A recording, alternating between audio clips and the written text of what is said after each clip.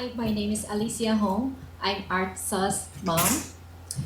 It's a great pleasure to be here today.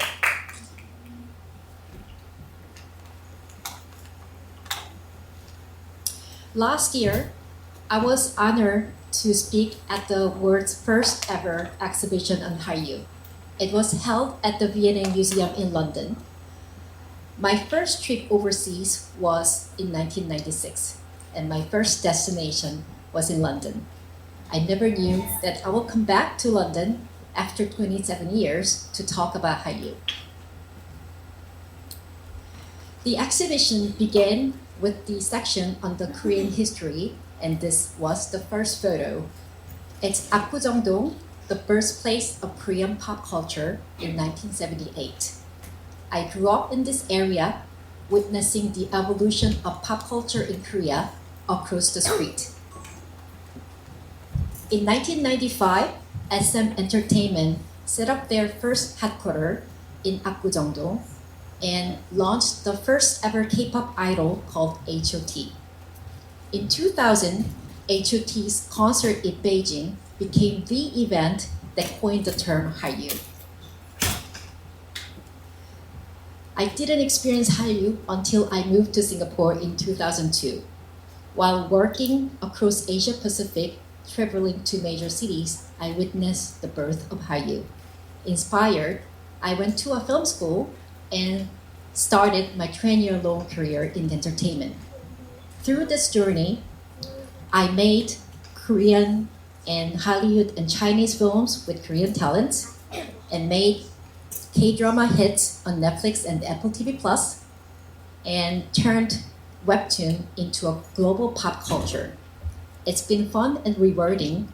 However, there were times that when somebody asked me if Hallyu is real, I couldn't really answer. Then Sai answered this question in 2012. So when Gangnam Style broke YouTube, I was actually working in LA for CJ&M. This global phenomenon gave visibility to K-pop and actually paved the highway for all things K on digital. In the same year, CJ actually did the first K-Con in Irvine.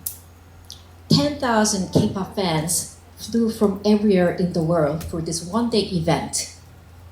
3 years later, BTS actually gave their first paid performance at the fourth K-Con. Nobody was asking me if Hallyu is real, but every year people ask me, will Hallyu continue? Conveniently, I found a source to answer this question. Korea Foundation publishes annual survey on the current state of Hallyu. During the past 12 years, Hallyu fan grew from 9 million to 225 million. Let me help you understand how significant this number is. If you add Korean population and the Hallyu fans, the number equals the fourth biggest population in the world, which is Indonesia.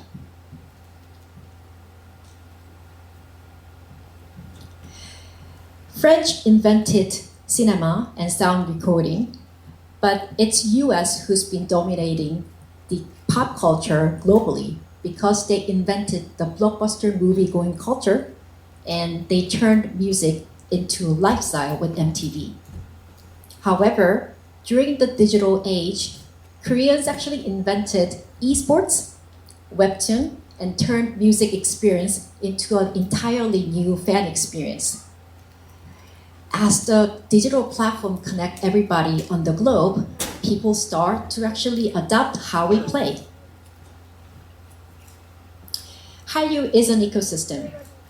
Once you actually get interest in K-pop, that you will soon find that you get interested in all things K. Recognizing this phenomenon, the Oxford Dictionary dedicated K combination to describe South Korea and its culture. Korean is the now sixth most popular language on Duolingo, and more students are coming to Korea to study and work. If you ask me, will Hallyu continue? I'll say yes. However, what we need to understand is that we are no more growing Hallyu by ourselves.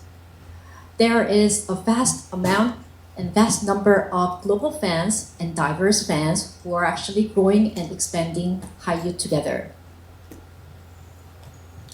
What we really need right now is the diversity here in Korea. We need to interact with global fans, not just on digital, but right here in the real world.